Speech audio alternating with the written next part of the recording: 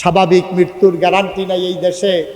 এই দেশে শ্রেণী বৈষম্য, এই দেশে আমার দেশে এখন মেম্বারও আমরা, চেয়ারম্যানও আমরা, ভোটারও আমরা, মেম্বারও আমরা, পীর সাহেবও আমরা, মুরিদও আমরা, মোহতামি হুজুরও আমরা, ছাত্রও আমরা, ইমাম সাহেবও আমরা, মুসল্লিও আমরা, শিল্পপতিও আমরা, শ্রমিকও আমরা। কিন্তু এখন দেখা গেল এখন পাকিস্তানিও নাই, এখন আর ব্রিটিশও নাই, এখন আমরা মিল করে চলতে পারি না। এখনো বাংলাদেশে পত্রিকা খুললে দেখা যায় রডের বদলি ব্রিজের ভিতরে বাঁশ দেয়। কে দিল এটা? কই পাকিস্তানি তো নাই, ব্রিটিশও নাই, এখন দেয় কারা? আমরা নর্মাল ডেলিভারির জায়গায় আমরা তারা 1 মিনিট দেরি করতে দেন সময় নাই। নর্মাল ডেলিভারির জায়গায় আমার দেশের ডাক্তার 1 সেকেন্ড দেরি করে না। রুগী রাস্তার দেখে হয়তো ছুরিমুড়ি দাঁড়াইয়া লইয়া বইয়ালায়, ঠিক কিনা কম? নর্মাল ডেলিভারির জায়গায় সিজার হয়, অনেক মানুষ কষ্টে আছে। যেই নর্মাল ডেলিভারিটা হয়তো 5,000-এ, সিজার হয়ে যায় 25-30 হাজারে, ঠিক কিনা কম? বড় আফসোস এ জাতির জন্য, বড় দুঃখ। নবীজি পারলো 23 বছরে, কি মানুষ বানাইলো? 23 বছর আগে এই মানুষগুলো রাস্তার মোড়ে দাঁড়াই থাকতো লাঠি নিয়া, কেউ সম্পদ নিয়ে যাইতে নিলে ডাকাতি করার জন্য।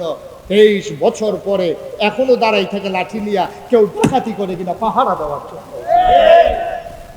আজব পৃথিবী। কয় বছরে না কথা বলা? কয় বছরে? 23 বছর। মুসলমান মন দিয়ে শুনুন, আমার আল্লাহ রাব্বুল আলামিন এই দুনিয়ার ভিতরে নবী পাঠালেন। নবী এসে দ্বীনের পথে মানুষকে ডাকলেন। মানুষগুলো দলে দলে দ্বীনের পথে আসলো। মানুষ হয়ে গেল 2 ভাগ, একদল আল্লাহওয়ালা আর একদল শয়তানওয়ালা।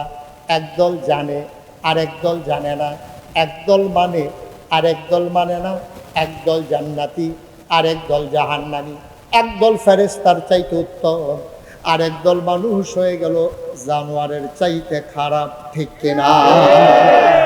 মানুষ হয়ে গেল 2 দল। একদল হয়ে গেল আবু বকর, উমর, উসমান, আলী, তালহা, জুবায়ের, আর একদল হয়ে গেল আবু জাহেল, আবু লাহাব, উতবা, সাইবা, মুগীরা। মানুষ হয়ে গেল 2 দল। এবার বলো, আমরা এখানে যারা আছি, আমরা কি আবু জেহেলের বংশধর না আবু বকরের বংশধর? আবু বকরের বংশধর। আবু বকর, উমর, উসমান, আলী, তাদের দেহের রক্ত আমাদের গায়ের ভিতরে প্রবাহমান। তাইলে 1,500 বছর পরে আইরনের জমিনে 23শে মে 2024 সালে যদি আবু বকরের বংশধর থাকতে পারে, তাহলে এই বাংলাদেশের ভিতরে আবু জেহেলের বংশধর আছে নাকি নাই? কথা কেন দিয়ে আছে নাকি নাই? দাউদ কান্দি এক মাহফিল আমি যখন কইছি আবু জেহেলের বংশধরও আছে, এক বুড়ে বেড়া ফাল দিয়ে খেলে কইতে আমি নমুনা দিয়ে আপনার খারাপ কিতা করলেন, ওই হুজুর তারা পানি লাগাইলাম, ওই থুতাইয়া গোসল করাই দিলাম। তাহলে আমরা না কার বংশধর? কথা কথা ঘুমাই গেছেন নাকি আপনারা? আমরা কার বংশধর? তাহলে আবু বকরের বংশধর যদি এখানে থাকে, হ্যাঁ উনি সুন্দর, উনি বলছে আবু বকর সিদ্দিক রাদিয়াল্লাহু তাআলা আনহু। নবীর নামের, নবীর সাহাবাদের নামের সাথে এই দোয়াটা পড়তে হবে, রাদিয়াল্লাহু তাআলা আনহু। বলেন সুবহানাল্লাহ। অসংখ্য ধন্যবাদ, অসংখ্য ধন্যবাদ। আল্লাহ যেন কবুল করে, সবাই পড়ে আমিন। এই যে কথাটা বলতেছিলাম, আমরা আবু বকর, উমর, উসমান, আলী রাদিয়াল্লাহু তাআলা আনহুম, তাদের বংশধর আমরা। তাইলে আবু জেহেলের বংশধর আছে নাকি নাই? আছে। কথা বলে আছে নাকি নাই? তখন আপনি যদি কোন হুজুর আইডল আসেনি, এটা আমি করতাম পারতাম। আপনি যদি কোন হুজুর ব্রাহ্মণবাড়িয়া পাওয়া যায়নি, এইটা আমি জানি না। তবে বাংলাদেশও মাঝে মাঝে দেখুন ভুচুরিয়া বাড়িয়ে উঠে, এটা দিয়ে আবার ভুচুরিয়া ঢুক দিয়ে কই জানি জায়গা, এটি মাঝে মাঝে, এটি বিশেষ করে দেখবেন রাইতের 2:30-3টার দিকে বারো। এইদিকে বাংলাদেশও আবার বুদ্ধিজীবী কয়, কি জীবী কথা বলে, কি জীবী। আমি আবার খেয়াল করন লাগে, ওয়াশ করন লাগে, তো এই জন্য অনেক কথা আমার খেয়াল করন লাগে। আমি খেয়াল করে দেখছি বাংলাদেশও যেটি বুদ্ধিজীবী কয়, অধিকাংশ মানুষগুলোই ইসলামের বিরুদ্ধে তাদের মুখ চলে, কলম চলে, কথা চলে, ঠিক কিনা বলে? তাদের কাজগুলো চলে। এই যে ভাই, এই যে কি উঠছেন কেন? উনি আছে, এরকম অনেক লোক আছে, আমি কয়েক মাহফিলও দেখছি। এই না না না জাগালাইরা বড়, এটা এরকম সিস্টেম। উনি বাইকে এমনি 2-3 গরো ঘুমায়, ফুটারাইতে 1 গরো ঘুমায় না, মাহফিলও এক জায়গায় বইয়া হইতে শুনে না। এটা আছে অনেকের সমস্যা, এক জায়গায় গরম হয়ে গেলে জাগালাই ঠিক আছে। বারুইয়েন না লাইরেন, কিন্তু বারুইয়েন না। আমিন কয় না রে। জোরে কয় না আমিন। এবার যেই কথাটা কইতাম ইসলাম, ও তাইলে আবু বকর, উসমান, আলী, উমর রাদিয়াল্লাহু তাআলা আনহুম, আমরা যেহেতু তাদের বংশধর, তাহলে আবু জাহেলের বংশধরও কথা বলে আছে নাকি নাই? এটি চিনতে হবে ওরা কারা।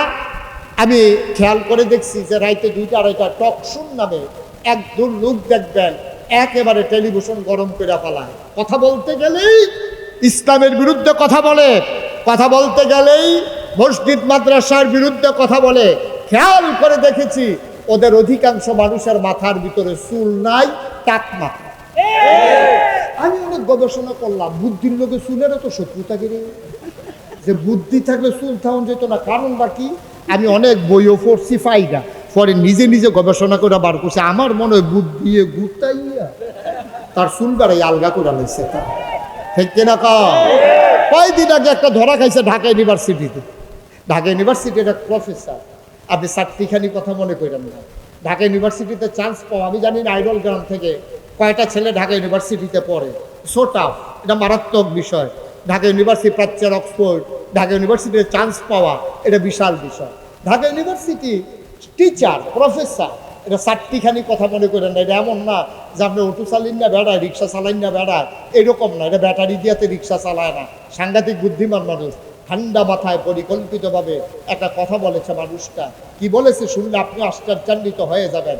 লোকটা কয় যারা পর্দা করে, খুব খেয়াল করে, যারা পর্দা করে, বুরকা পরে, নেকাব লাগায়, হিজাব করে, এইসব মেয়েরা ঢাকা ইউনিভার্সিটিতে পড়ার দরকার নেই।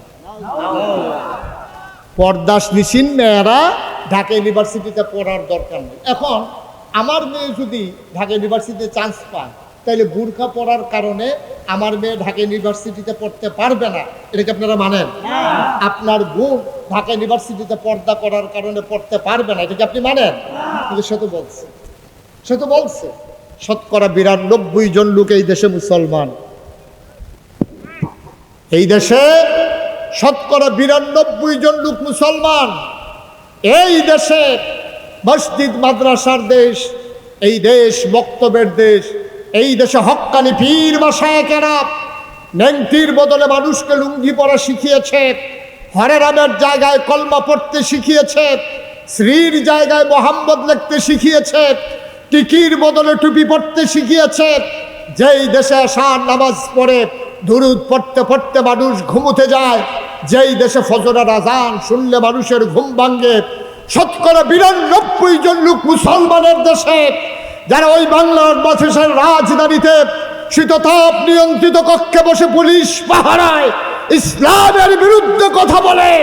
আমি বলেছি ঢাকা রাজধানীতে বসে ইসলামের বিরুদ্ধে কথা বলা সহজ, পাল্লাইনের জমিন এসে বলো পিঠের চামড়া নিয়ে ঢাকা যাওয়া যাবে।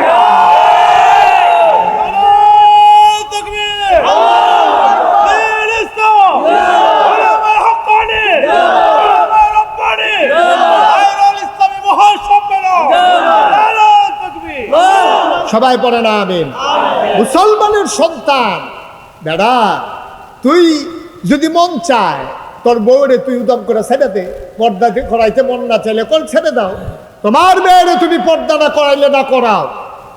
শতকরা 92 জন লোক মুসলমানের দেশে এই পর্দার বিরুদ্ধে কথা বলার দুঃসাহস বাংলার মুসলমান মেনে নেবে না, ঠিক কিনা বলো? সুতরাং মন যা চায় তুমি তাই করবা, মুখে দিয়ে যা আসে তুমি তাই বলবা, হ্যাঁ যা মন চায় তাই করবা, এটা হবে না। বেড়া দুধ দিয়া ভাত খায়, লাস্টের দুধলা কষালন দিয়ে হাতে শুরু হয়ে করছে দুধ দিয়ে, ঠিক কিনা কও? দুধ দিয়া খায় মাসে গুস্ত টুস্ত বাজি টাজি বর্তা টর্তা ডাইল ডুল খাইয়া লাস্টে দিয়া দুধলো দুধ দিয়া, বেড়া এত ভাত কি আর দুধ দিয়া খায়নি, হাতে শুরু হয়ে করছে দুধ দিয়া। সুতরাং আমরা বলতে চাই কারোর সাথে আমাদের কোনো দ্বন্দ্ব নাই, কারোর সাথে আমাদের কোনো ঝগড়া নাই, আমরা কাউকে উস্কে দেই না মারামারি পিটাপিটি করার জন্য। কিন্তু তুমি আবার টুপি দিয়া টান মারবা, আমি বলেছি থাক বুঝে নাই। তুমি আমার পাঞ্জাবি ধরে টান মারবা, আমি বলেছি ঠিক আছে বুঝে নাই। তুমি কোরআনের বিরুদ্ধে কথা বলবা, আমরা বলেছি তাকে শুধরে দিতে হবে। যখন তুমি ইসলামের ফরজ বিধান দিয়ে কথা বলো তখন কলিজায় লাগে, বরদাস্ত হয় না, ঠিক কিনা বলো?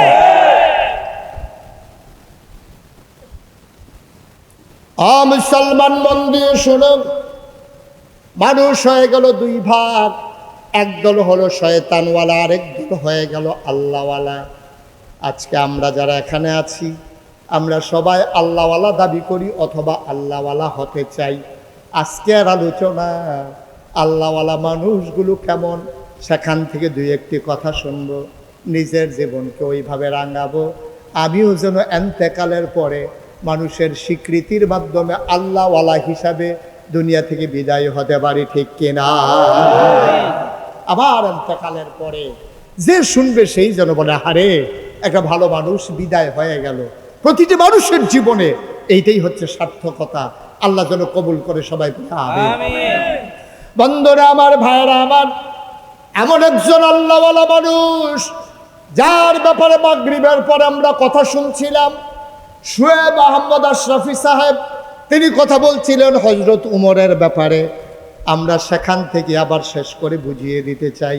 তিনি কথা বলেছিলেন উমরের পক্ষে কোরআনের আয়াত নাজিল হওয়ার ব্যাপারে। ও মুসলমান, কেমন মানুষ হলে তার মন মানসিকতার সাথে কোরআনের আয়াত মিলে যায়, একটু বিবেক খাটানোর দরকার আছে নাকি না? কেমন মন মানসিকতা, কেমন মানুষ হলে তার কথার সাথে কোরআনের আয়াত মিলে যায়, তার চিন্তার সাথে আল্লাহ ওহী নাজিল করে দেয়। এটা সাতটিখানি কথা, সুবহানাল্লাহ বলবেন না? এই উমর ছিলেন, এবার উমরের পরিচয় আমরা প্রথমে জেনে নেই। এই উমর ছিলেন ইসলামের দ্বিতীয় খলিফা। গোটা পৃথিবীটারে অর্ধেকটা করলে অর্ধেকটা পৃথিবীর শাসক ছিলেন হযরত উমর। আরো সহজ করে বলি, আপনি একটা মিষ্টি কুমড়া নিয়া ঠিক সমান সমান সাইজ সাইজ করে মাঝে দিয়ে কাটবেন, অর্ধেকটা মিষ্টি কুমড়া যেমন গোটা পৃথিবীটার অর্ধেকটা করলে অর্ধেকটার প্রেসিডেন্ট ছিলেন উমর। 31 লক্ষ বর্গমাইল স্থলভাগের অধিকারী ছিলেন হযরত উমর। হযরত উমর ছিলেন ইসলামের দ্বিতীয় খলিফা। হযরত উমর ছিলেন জান্নাতের সুসংবাদপ্রাপ্ত দ্বিতীয় মানুষ। হযরত উমরের ব্যাপারে আমার নবী বলেছেন, আনা খাতামুন নাবিয়্যিন লা নাবিয়্যা বাদি। উমর রে, আমার পরে নবী নাই, আমার পরে যদি নবী থাকতো তাইলে তুমি উমর আমার পরে নবী হইতা। সুবহানাল্লাহ বলবেন না? চারটিখানি কথা। এই হযরত উমর রাদিয়াল্লাহু তাআলা আনহু, তিনি যখন আবু বকর সিদ্দিক রাদিয়াল্লাহু তাআলা আনহুর ইন্তেকালের পরে তিনি যখন খলিফার আসনে আসীন হলেন, গোটা পৃথিবীর মানুষের কানে খবর পৌঁছে গেল মদিনায় এমন একজন শাসক এসেছেন। এই মানুষটার জামানায় ওই এলাকায় একটা কুকুরও না খেয়ে মারা যায় না। আর আসতে কোন সুবহানাল্লাহ। সুবহানাল্লাহর জায়গায় যার যার সুবহানাল্লাহ কইবেন, আমার লেগে বই হরিছেন কীর্তন আপনারা। হ্যাঁ বলেন সুবহানাল্লাহ, বলেন আলহামদুলিল্লাহ, বলেন আল্লাহু আকবার। সুবহানাল্লাহর জায়গায় আমার জন্য দেরি করার দরকার নেই, বলেন সুবহানাল্লাহ। তো হযরত উমর রাদিয়াল্লাহু তাআলা আনহু তার জমানায় যখন গোটা পৃথিবীতে, আচ্ছা শুনেন, এই ইউনিয়নটার নাম কি? নোয়াগাঁও। এই ইউনিয়নের চেয়ারম্যান সাহেব উনি পাস করার পরে ঘোষণা দিছে, আমার এই এলাকার, আমার ইউনিয়নের ভিতরে একটা কুত্তা যদি না খাইয়া মারা যায় তাহলে এটার জন্য আমি দায়ী। কোনো কুত্তা যদি দেহ রাস্তার কান্দাত পড়ে রয়েছে, খানার অভাবে জিব্বাটা বার করে দিয়ে বইয়া রয়েছে, আমারে খবর দিবা, আমি এই কুত্তারে বন্ধুটি খাওয়ায়। উনি কইয়া দিছে মনে করেন। এখন এই কথাটা, এই ছেলে, এই মার্ডার হয়ে যাবো গা বারণের লিখে কথা যখন মনে পড়ছে, এটা কি কইলি এই মাহফিলত আমি কোথাছি বাড়িও না একটা করছে কি আপনার মাহফিলের মাইগান থেকে বারণের লেগে এরকম কলুই দিয়া বর দিয়া আডু দিয়া আস্তে আস্তে আগাইতেছে। আমিও দেখি চাই না, যেই মাত্র কান্দাত গেছে আমি কেনাই না ওইসে করে তো দুপুরে ফাল দিকে বাইরে পড়ছে, ওই প্যান্ডেলের বাস আন্দাজে রাখছে, প্যান্ডেল করানোর লেগে গাইড কলা বাসের মধ্যে লাগিয়া সারিট করে নতুন লুঙ্গি বানাই লাভের দূরে দইছে, এখন পুশ করে আনে সেরালাইছিল বাইরে দিয়ে বাইক গেলে কি জবাব দেবে এই চিন্তা ধরতে অন্যখানে গেছে, বাইতো গেছে না, তার বউ ধরবো তুমি নতুন লুঙ্গি ছিল কেমনি এটা কইয়া যাও, যে এই কারবার করতে গেছে এটা কোনো যায় না। এত বুদ্ধি খাটানোর দরকার নেই ভাই, বসে আমি তো যাবো সেই কুমিল্লা, আর আপনারা এখানে তো বাড়িতে গিয়ে শুয়ে যাবেন, এত টেনশনের কি আছে? আমি ছাড়তে চাইলে আপনারা শুনবেন, এটা হইলো আদব। আল্লাহ যেন কবুল করে সবাই কোনা আমিন। আপনার খেয়াল করে বসবো ইনশাল্লাহ। তো যেই কথাটা বলতেছি না, এখন এই ইউনিয়নের চেয়ারম্যান যদি এই ঘোষণা দেয় আর প্রকৃত অর্থেই যদি এমন হয়ে যায় ইউনিয়নটা, তখন দেখবেন অন্যান্য ইউনিয়ন থেকে দেখতে আসবে, আরে আমরা নোয়াগাঁও ইউনিয়নটা বিলে শুনছি এরকম কুত্তাও বিলে না খাইয়া মরে না, কোনো মামলা নাই, কোনো হামলা নাই, কোনো ফিরাফিরি নাই, চুরি ডাহাতি নাই, দরজা খুল্লা রেখা বাচ্চা ঘুমাইতে আছে, ঘরের ভিতরে কেউ ডরে ও ঢুকে না। লো আমরা কিন্তু ইউনিয়নটা চাইয়াই বেয়াই আইব, তালুই আইব, ফাঁসের গ্রামের তারাইয়া দেখবো ফসল্লা কি সুন্দর, রাস্তার কান্দা দিয়া পানি পড়ে না, বাড়ির পানি ছাড়ে তারা পাইপ দিয়া, তারপরে রাস্তার দিকে তারা গোবরের সেনা ছাড়ে না, মানুষ এই রাস্তা দিয়ে আটবো, রাস্তার ইট নিয়া কেউ গরুর তলে বিছায় না, আংডা লাগাইয়া কারেন্ট চুরি করে। এই সব দেখা টেক্কা সেটা যাইবো, সবাই আইব দেখতো কেউ কথাটা মিলেনি না, কথা ঠিক নেই।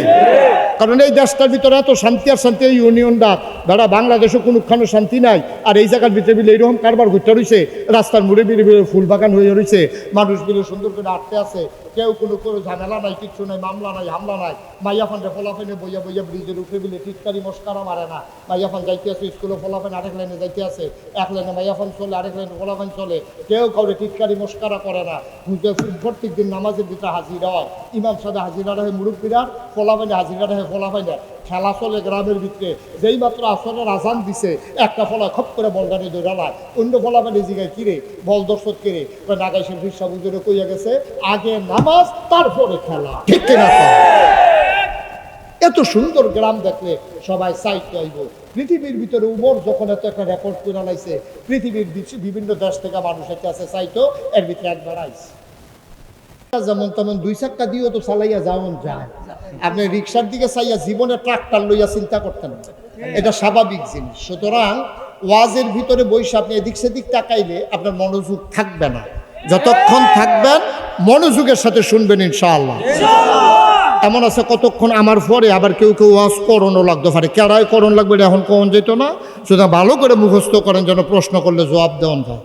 আমিন কন না, এই আওয়াজে ওয়াজ হইতো না তো, আমিন কন, জুড়ে কন, আরো জুড়ে, আপনি এত জোরে কন না, কইেন আরো জুড়ে কইেন। হ্যাঁ মার হাবা বলেন। তো যেই কথাটা বলতেছিলাম, অসংখ্য নবী, খুব খেয়াল, অসংখ্য নবী এবং রাসূল, এই নবীদের মাঝে যিনি আদম, ওনার ব্যাপারে একটা উপাধি হলো আদামু সাফিউল্লাহ, ওনার আরেকটা উপাধি আছে, তিনি আবুল বাশার, অর্থাৎ পৃথিবীতে যত মানুষ আসবে সব মানুষের তিনি আব্বা। কি আব্বা? কয় না তো কি আব্বাকে তো শরম করে? আজাগাত কুজাগাত দিয়ে তো পারো ভালো, মাঝার যে আব্বা কইয়া দুপুরে লইয়া পড়ে হেইটা পারে বাবা, আব্বারে আব্বা কইব শরম করে। আদম কি হয়? গলাটা ঝাড়া দিয়া, শরীরটা লাড়া দিয়া, বড় করে আওয়াজ করে আদম আন্দার কি হয়? আব্বারে আব্বা কইব শরম কি? আজাগাত কুজাগাত গিয়া পারে বলা, আব্বা করে দুপুরে লইয়া পড়ে মাথা মুথা টিউমার বানাইয়া বাইতাইয়া। আমরার আব্বা হইল ৬০ জন। কয়জন? কথা কও, কয়জন? আমরার আব্বা হইল আদম, হইল আমরার আদি আব্বা, কইলা আব্বা। ইব্রাহিম আলাইহিস সালাম হলো আমরা জাতির আব্বা, সুবহানাল্লাহ কয় না রে? তাহলে ১ নম্বরে আদম আমরার এক আব্বা, ২ নম্বরে জাতির পিতা হইল ইব্রাহিম আলাইহিস সালাম, মুসলমানের জাতির পিতা। ৩ নম্বর হইল নবীজি আমাদের রুহানি পিতা, আর আমরা যার আব্বা তার আব্বা, যার আব্বা তার আব্বা, এটা তো একজন কমন আছে ইনশাআল্লাহ। তাহলে আব্বা হইছে কয়জন রে? এর বাইরে কোনো আব্বা নাই, এর বাইরে কোনো আব্বা আছে? এই ৬০ জন হইলো আমরা মারহাবা করেন। আপনার এলাকায় বোধ এরকম সমস্যা নাই, আমি তো আবার বিভিন্ন জায়গায় যাওয়া লাগে, তো এক এক জায়গায় এক এক সমস্যা। আমি কুমিল্লার দক্ষিণে সাতপুর গেছিলাম, গিয়ে সেটা জিগেলাম, ও তোমরা এগুলো কোনো সমস্যা আসেনি? কই জি হুজুর। আমি কি ডা? হুজুর মাজার ও সাজদা দেয়, কিছু কইতেন না নাকি? আপনারা আফসুস, আহারে সাতপুরও যাইতাম পারলাম না, দিতামও পারলাম না। সাতপুর গিয়ে শুনলাম মাজারও সাজদা দেয়, আইলাম কুমিল্লার দক্ষিণ দিয়ে জিগেলাম, ও সাতপুর হুন্নাইছি মাজারও সাজদা দেয়, তোমরা কি অবস্থা? হুজুর আমরা এগুলো ফিরের হওয়ার সাজদা দেয়। নাউজুবিল্লাহ আরো আছে তো। আমি আরেকটু উত্তর গুলাইয়া জিগেলাম, তোমরা কি অবস্থা? কয় ফিরের ফাও সুমা। ব্রাহ্মণবাড়ি এক জায়গায় নাম করলে সিঙ্গালাইবেন কইতাম না। ইয়া জিগেলাম তোমরা কি অবস্থা? কয় ফিরের বুড়ি আঙ্গুল শো। গেছলাম সিটাগাং। কি গান? সিটাগাং। ১ নম্বরে আদম, ওনার ব্যাপারে উপাধি হইল আদম সাফিউল্লাহ, ওনার নাম হইল আবুল বাশার, ওনার আর একটা উপাধি মুসলমান। নূহ আলাইহিস সালাম ওনারে কয় আদমে সানি, ইব্রাহিম খলিলুল্লাহ, ইসমাইল জাবিউল্লাহ, মূসা কালিমুল্লাহ, ঈসা রূহুল্লাহ। সুলাইমান নবীরে দিল রাজত্ব, দাউদ নবীরে দিল সুন্দর কণ্ঠ, ইউসুফ নবীরে দিল সুন্দর চেহারা। সুবহানাল্লাহ কয় না? এক এক নবীর আল্লাহ এক একটা দিলেন। আমাদের জানতে মন চায় আমাদের নবীরে কি দিলেন? জানতে মন চায় নাকি চায় না? মুসলমান মন দিয়ে শোনো, এক এক নবীর আল্লাহ এক একটা উপাধি দিলেন। জানতে মন চায় আমার নবীরে কি দিলেন?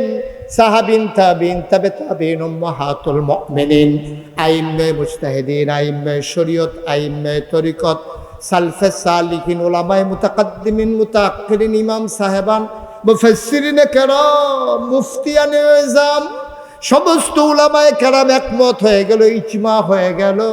ওই আদম থেকে ঈসা 1,24,000 বলো আর 2,24,000 বলো, সকল নবী এবং রাসূল মিলে যা আমার নবীজি একাইতা।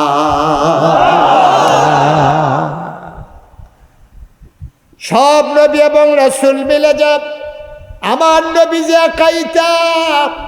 এই নবীকে যখন দুনিয়ায় পাঠানো হলো, ও মুসলমান মন দিয়ে শোনো, এই নবীজি আসার পরে তিনি দেখলেন মানুষগুলো বর্বর, বেদইন, যাযাবর, মূর্খ, অসভ্য, অভদ্র। এই মানুষগুলোকে সামান্য 23টা বছর তিনি সময় পেলেন। 40 বছর বয়সে তার নবুয়ত প্রকাশ পেল। 40 বছর থেকে 53 বছর পর্যন্ত মক্কায় 13 বছর, মদিনায় চলে গেলেন 10টা বছর। এই 23 বছরে তিনি মানুষগুলোকে দ্বীনের পথে ডাকলেন।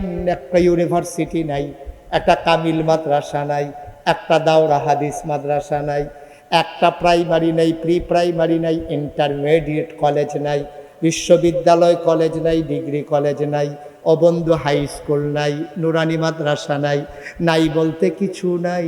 প্রাইমারি নাই, প্রি প্রাইমারি নাই, নৈশ শিক্ষা নাই, কিন্টার গার্ডেন নাই, রাষ্ট্রীয় অবকাঠামো নাই, মহল্লা নাই, গ্রাম নাই, ওয়ার্ড নাই, ইউনিয়ন নাই, উপজেলা নাই, জেলা নাই, অমুসলমান বিভাগ নাই, রাষ্ট্রীয় অবকাঠামো নাই, প্রধানমন্ত্রী নাই, মন্ত্রী পরিষদ নাই, উপজেলা চেয়ারম্যান নাই, ভাইস চেয়ারম্যান নাই, ইউনিয়ন চেয়ারম্যান নাই, নাই বলতে কিচ্ছু নাই, ওয়ার্ড মেম্বার নাই, নাই বলতে কিচ্ছু নাই, পোস্ট অফিস নাই, কুরিয়ার সার্ভিস নাই, মোবাইল ফোন নাই, ল্যান্ড ফোন নাই।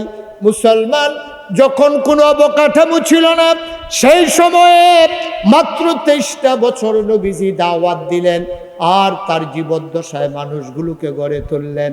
প্রমাণ হয়ে গেল আল্লাহ রাব্বুল আলামিন সেই মানুষগুলোর ব্যাপারে আয়াত নাজিল করে দিলেন, রাদিয়াল্লাহু আনহুম ওয়া রাদু আনহু। তাদের ব্যাপারে আল্লাহ খুশি, আল্লাহর ব্যাপারে তারা খুশি। বলো সুবহানাল্লাহ। কয় বছরে? কথা কেন? কয় বছরে? 23 বছরে। আমাদের আইরুল ইসলামিয়া মাদ্রাসার মতো একটা মাদ্রাসাও ছিল না, কিচ্ছু ছিল না। নবীর জীবনের প্রথম মাদ্রাসা দারুল আরকাম, একটা ছোট্ট একটা ঘর, কোনো মতো ঠাসাঠাসি কইরা, তাও কাফেরদের বড় ভয়। তিনি আস্তে আস্তে করে তিল করে অসভ্য, বর্বর, বেদুইন, যাযাবর, মূর্খ, এই অভদ্র মানুষগুলোকে তিনি ট্রেনিং, তালিম দিতে শুরু করলেন, তারবিয়ত দিতে শুরু করলেন। ফলশ্রুতিতে মাত্র 23 বছরের ব্যবধানে এমন কতগুলো মানুষ হয়ে গেল সুসভ্য, ভদ্র, আধুনিক, আল্লাহওয়ালা, পরহেজগার, যাদের ব্যাপারে গোটা বিশ্বের সকল উন্নত দেশে ইউনিভার্সিটিগুলো যখন গবেষণা শুরু করে দিল, America, Britain, France, Germany, Switzerland, সব দেশের বড় বড় ইউনিভার্সিটিগুলো তারা এক বাক্যে ঘোষণা করে দিল, নবীর জমানায় যে মানুষগুলো তৈরি হয়েছিল এই মানুষ কখনো আর আসে নাই, কোনোদিন আর আসবে না। ঠিক কিনা? কয় বছরে? কথা কেন? কয় বছরে? 23 বছরে নবীজি সোনার মানুষ বানাই দিলেন। খেয়াল রাখেন, এই 23টা মনে রাখতেন। কয় বছরে? না 23 বছর। ইংরেজরা এই দেশে শাসন করছে 200 বছর। 1757 সালের 23শে জুন পলাশির আম্রকাননে নবাব সিরাজউদ্দৌলাকে পরাজিত করে ইংরেজ লাট বাহাদুরেরা ইস্ট ইন্ডিয়া কোম্পানি নাম দিয়া ব্যবসার উদ্দেশ্যে এসে তারা আমার উপরে শাসন করলো, শোষণ করলো 200টা বছর। 1947 সালের 14ই আগস্ট এই ভারতীয় উপমহাদেশ থেকে ইংরেজরা বিদায় হয়েছে। যাওয়ার পরে দুইটা দেশ হলো হিন্দুস্তান আর পাকিস্তান। পশ্চিম পাকিস্তানের মানুষগুলো আমাদের পূর্ব পাকিস্তানের মানুষগুলোর উপরে জুলুম করেছে, নির্যাতন করেছে, নিপীড়ন করেছে। আমার চন্দ্রগুনার পেপার মেলের কাগজ ইচ্ছা করলে বাংলাদেশে ব্যস্ত ভারে চাইরা না, এটারে আপনার করাচি দিয়ে ঘুরান দিয়ে একটা সিল মারাইয়া এটা রান্না বেছে আনানো। আমরা তারা ফাট করে কি সুন্দর কার্পেট বানায়, আদমজি জুট মেলে, এগুলো শোভা পায় পশ্চিম পাকিস্তানের এলিট পার্সন যারা তাদের বেডরুমে আর ড্রয়িং রুমে। আমার দেশের খেটে খাওয়া মানুষ কৃষকেরা কি সুন্দর চিনিগুড়া, কালিজিরা, মজার মজার চাউল ফলায়, আর এইগুলা খায় পশ্চিম পাকিস্তানের তারা। আমাদের মানুষগুলো গর্জে উঠল বঞ্চনার বিচার স্বীকারোক্তি দিয়ে। আমার দেশে 1971 সালের 26শে মার্চ এক মহান ঘোষণার মাধ্যমে আমার দেশের আপামর জনতা, খেটে খাওয়া মানুষ যার যা ছিল সবাই রক্তক্ষয়ী অসময়ের যুদ্ধে ঝাঁপিয়ে পড়ল। 1971 সালের 16ই ডিসেম্বর পৃথিবীর মানচিত্রে নতুন করে একটি দেশের নাম জায়গা করে নিল। দেশের নাম আমার সোনার বাংলা। আমি তোমায় এই সোনার বাংলা আবার আমরা উপহার পেলাম। পৃথিবীর মানচিত্রে নতুন একটি দেশ হলো, আর আমরা খেয়াল করে দেখলাম লাল সবুজের পতাকা পথ পথ করে উড়ে আমাদেরকে স্বাধীনতার ঘোষণা দিয়ে দিল। আফসোস কি জানেন, নবীজি সোনার ভাই এরকম পিছিয়ে কথা বলতেছেন কেন আপনারা? কি সমস্যা? কি কোনো ঘোষণা আছে, কোনো কাজ আছে? বলেন, কথা থাকলে বলেন, আমাকে থামাইয়া কথাটা শেষ করেন আগে।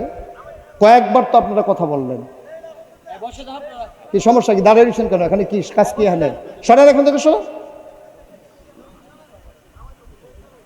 এই কাণ্ডের কাছে ফিসে দিয়ে গুসুর গুসুর গুসুর গুসুর, এটা কি নিয়ম আছে নাকি আপনার এলাকায়? অনেক এলাকায় তো অনেক নিয়ম আছে যে ফিসিটা 4 জন খেলিয়া কথা বলতে হবে, এটা একটা নিয়ম। নিয়ম হইলে তো আর কিছু করার নাই। নিয়ম আছে এরকম? অত নাই দিলে থাকছে। আমিন কর। তাহলে নবীজি সোনার মানুষ বানাইছিল কয়শো বছরে না? 23 বছরে। আমার কথা কয় না দেখি, কয় বছরে? 23 বছরে। আর আমরা ইংরেজরা শাসন করলো 200 বছর, পাকিস্তানিরা 23 বছর। বাংলাদেশ স্বাধীন হয়েছে আজকে আপনার কত বছর? 53 বছর। এই যে মানুষগুলো গেল, এই যে সময়গুলো গেল, এখন তো আর ইংরেজও নাই, এখন আর পাকিস্তানিও নাই। এখন আমরা বাংলাদেশে কি দেখি? এখনো বাংলাদেশে আমরা কাগজে পত্রে দেখি সোনার বাংলা। আমরা প্রকৃত অর্থে আমরা সোনার বাংলা এখনো পাই নাই, ঠিক কিনা? আরেকবার আর দেখা পাইছে, দেখা পাই না। কয় ভাই আপনার বাড়ি করি? কয় বাড়ি যা হবে। কয় আপনি কি এই দেশে? হয় এই দেশে রেজো। কয় আমরা হচ্ছে প্রেসিডেন্ট। এবার কয় কার কথা কও? কয় প্রেসিডেন্ট। পামডে বলি তা নাই। কয় তৈলি কি প্রধানমন্ত্রী? কয় না এইটাও না। কয় রাজা বাদশাহ? কয় এইটা তো ফইলেই নাই। কত তোমরা দেশটা চালাই কেন? তো এইটা না কইবা।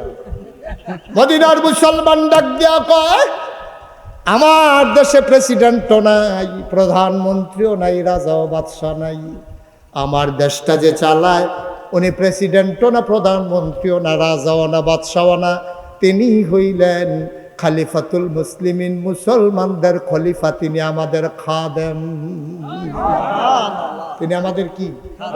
আচ্ছা, ও আপনারা মেম্বার সাহেবরা ডাক দিতে পারবেন কি? খাদেম সাহেব গাইডা কত দোয়াই দিয়া যাইয়েন, এই কথা কইতেন পারবেন? চেয়ারম্যানরা পারবেন? পারবেন। কিন্তু উমর নিজেই পরিচয় দেয় আমি খাদেম। সুবহানাল্লাহ বলবেন না? মদিনার মানুষ কয় তিনি আমাদের খাদেম। কয় বুঝলাম বুঝলাম, তিনি তোমাদের খাদেম। ওনার রাজপ্রাসাদটা কই? উনি যেই বাড়িতে ঘুমায় ওনার সেই বাড়ি বাউন্ডারি, ওচা বাউন্ডারি দেওয়া বাড়িটা কয়? কয় বুঝলাম না। কয় রাজপ্রাসাদ কি?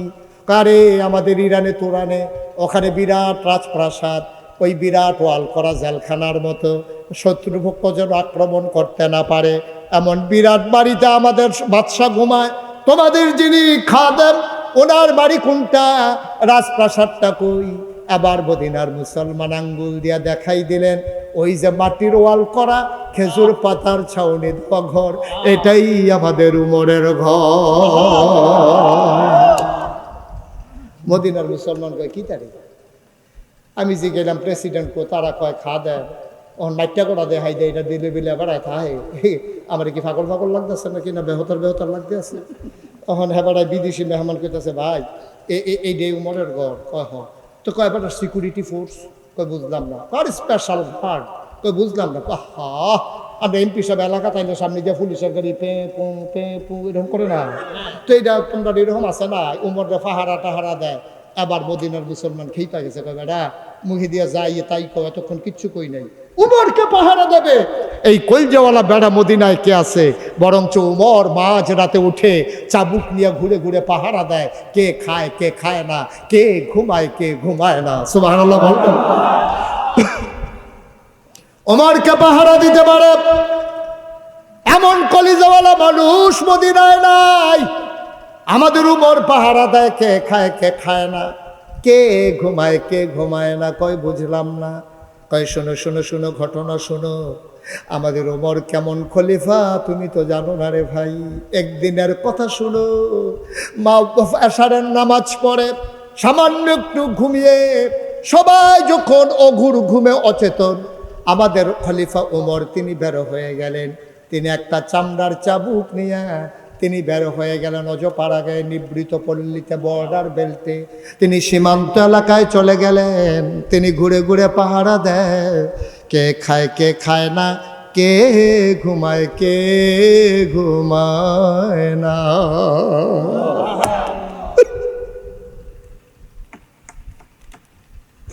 পাখিগুলো পন্নিরে ঘুমিয়ে পড়েছে, গরুগুলো গোয়াল ঘরে, দাওয়ারিশ কুকুরগুলো নিরাপদ আশ্রয়ে ঘুমায়। প্রিয়তম স্বামী প্রিয়তমা স্ত্রীকে নিয়ে ঘুমিয়ে পড়েছে। ছোট্ট শিশু মায়ের বুকে মুখ রেখে ঘুমায়। কেউ জাগনা নাই, ওমরের চোখে ঘুম নাই। ঘুরতে ঘুরতে তিনি চলে গেলেন অজপাড়া গায়ে বর্ডার বেল্টে সীমান্ত এলাকায় একাকি ঘুরে। মৃদু মন্দ বাতাস, ফকফকা জ্যোৎস্না। তিনি ঘুরতেছেন আর তালাশ করতেছেন কোনো মানুষের কোনো বিপদ আছে নাকি। ঘুরতে ঘুরতে তিনি চলে গেলেন কিছু দূর। হঠাৎ করে তাকিয়ে দেখলেন একটা কেমন যেন মিটি আলু জ্বলতেছে। আর তাকায়া দেখে ওই ঘরের ভেতর থেকে কান পেতে শুনে যেন কান্নার আওয়াজ শোনা যায়। হযরত ওমর পৌর মানুষ, তিনি দিলেন দৌড়ে তাঁবুর কিনারে গেলেন। তাকায়া দেখে তাঁবুটা মাঝে মাঝে ছিদ্র ছেঁড়া, ভেতরে মিটি আলো জ্বলে। দুইটা ছোট বাচ্চা বুকটা নিচের দিকে দিয়া পেটের নিচে দুই টুকরা পাথর দিয়া শুয়ে আছে। আর মাটা চুলার ভিতরে আগুন জ্বালাইয়া একটা পাতিলার ভিতরে পানি দিয়া কয়েক টুকরা পাথর দিয়া কাঠি দিয়া নাড়তেছে আর চোখের পানি মুছতেছে। বাচ্চারা কাঁদতেছে, মা তুমি না বলেছ ইসলামের মুসলমানের দেশে খাবারের অভাব নাই? তুমি না বলেছ ওমরের দেশে কুকুর না খেয়ে মারা যায় না? ওই 3 দিন ধরে কাফেরের দেশে খাই নাই গো মা। মুসলমানের দেশে আসলাম খাবারের আশায়, সকালবেলা আসলাম কোনো খাবার কেউ দিল না। দুপুর হয়ে গেল কেউ খবরও নিল না। বিকেল হয়ে গেল, সূর্য হারিয়ে গেল পশ্চিম আকাশে।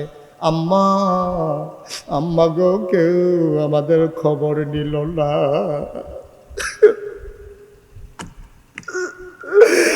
রাত পার হয়ে যায়। কই তোমার উমর, কই তোমার ইসলাম, কই তোমার মুসলমান? কেউ তো খবর নিল না গো আম্মা। উমর কান পেতে শুনতেছে, বাচ্চারা হাউ মাউ করে কান্দে।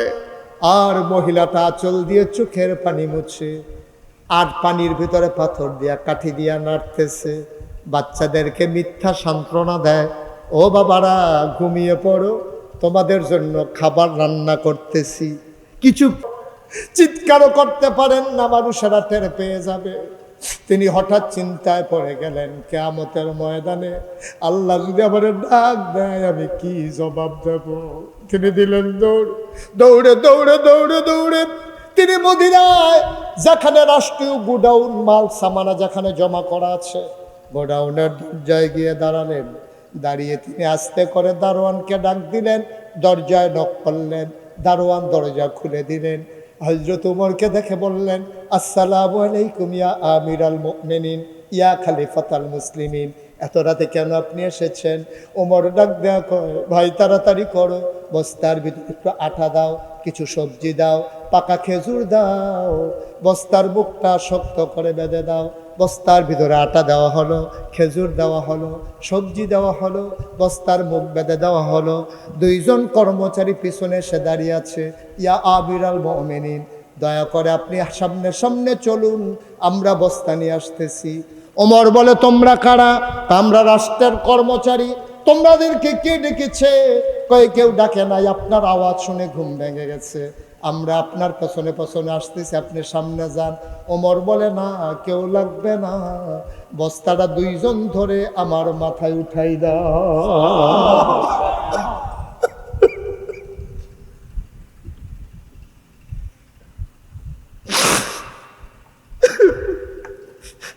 বস্তাটা মাথায় উঠাই দাও।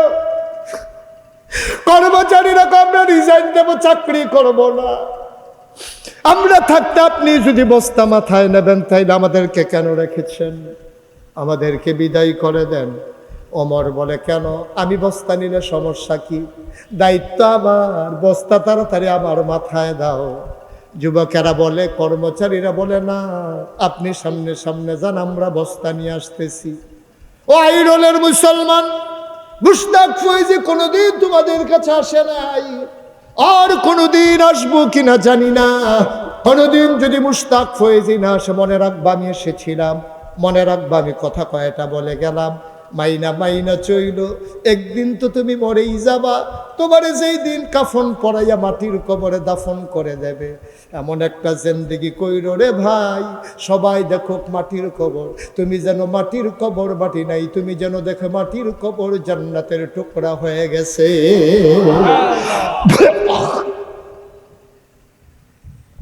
এমন একটা জিন্দেগি আমরা চাই নাকি চাই না? কথা কয় না, চাই নাকি চাই না? মুসলমান, মন দিয়ে শোনো। উমর কয়, আমার বস্তায় দাও। কর্মচারীরা কয়, আমরা নেব। ওমর বলে, কে কে বস্তা নিতে চাও? দুইজন হাত উঠালেন কর্মচারী। ওমর কয়, বস্তা দেব, তবে একটা শর্ত আছে। কয়, শর্ত কি? কয়, কিয়ামতের দিনে হাসরের ময়দানে মুসিবতের সময় আমি ওমরের যখন একটা গুনার ঘাটতি হবে, বস্তা হবে, সেই বস্তা তোমাদের ভিতরে যে নিতে রাজি হবা, আজকে আটার বস্তা আমি তার মাথায় দেব।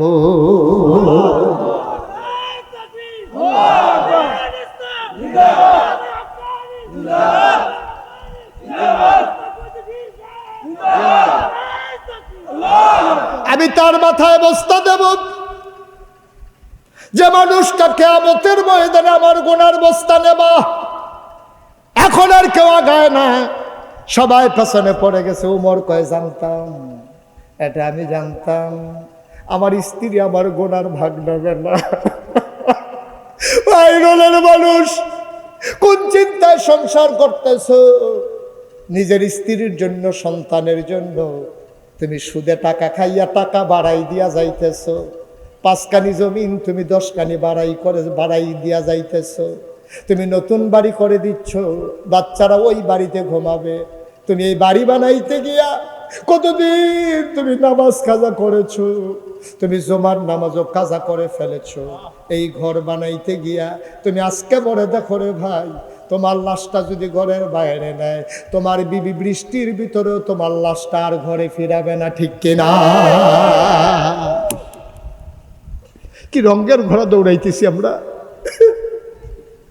এই বিবির জন্য তুমি কি না করেছো? এই সন্তানের জন্য তুমি কি না করছো?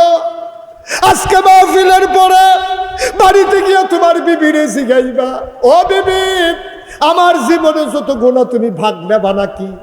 দেখবেন অপর দিকে মুখ ফিরাই ফেলবে, মুচকে হাসি দিয়া বলবে, আমার গুনাহ নিয়ে তো আমি টেনশনে আছি, তোমার গুনাহ নেব কখন?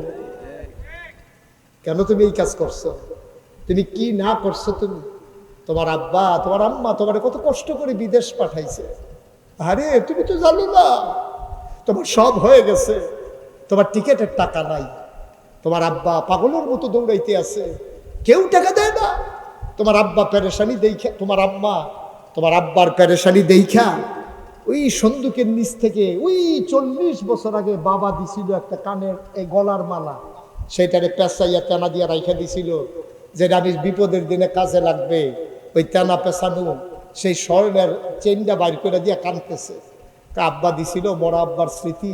বিয়ার সময় আব্বা অনেক কষ্ট করে 2 গন্ডা খেত বেচা আমার বিয়াতে এই চেনটা দিছিল। নেন, এটা বেচা আমার ফুটের জন্য টিকিট কাটেন। সেই টিকিট কাইটা তুমি বিদেশ গেছো, বিদেশ গিয়া তুমি টাকা জমাইছো, তুমি সিগারেটের প্যাকেটের ভিতরে পেঁচাইয়া তুমি ফুটবলার কুদ্দুসের কাছে তোমার বউয়ের লেগে কানে গলার মালা ফাড়াইছো। তোমার মায়ের কথা মনে নাই? ঠিক কিনা কও? তোমার মায়ের কথা মনে নাই? সেন ব্যস্ত তোমার মা, সেন পায় তোমার বউয়ে। তুমি বোকা, তুমি নাদান, তুমি মূর্খ, তুমি মায়ের অযোগ্য সন্তান। ঠিক কিনা বলো?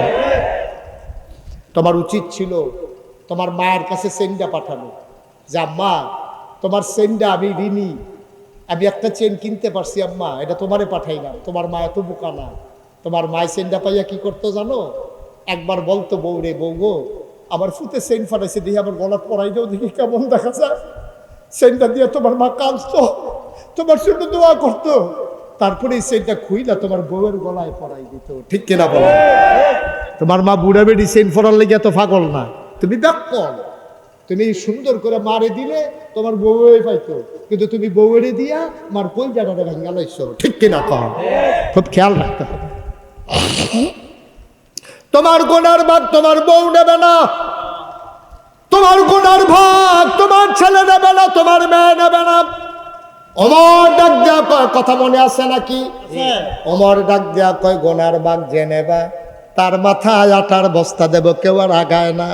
ওমর কয়, জানতাম কেউ নেবা না, দাও দাও দাও, আমার গুনার বস্তা আমাকে যেহেতু নিতে হবে কিয়ামতের ময়দানে, আজকে আমার দায়িত্বের আটার বস্তাটাও আমার মাথায় উঠাই দাও।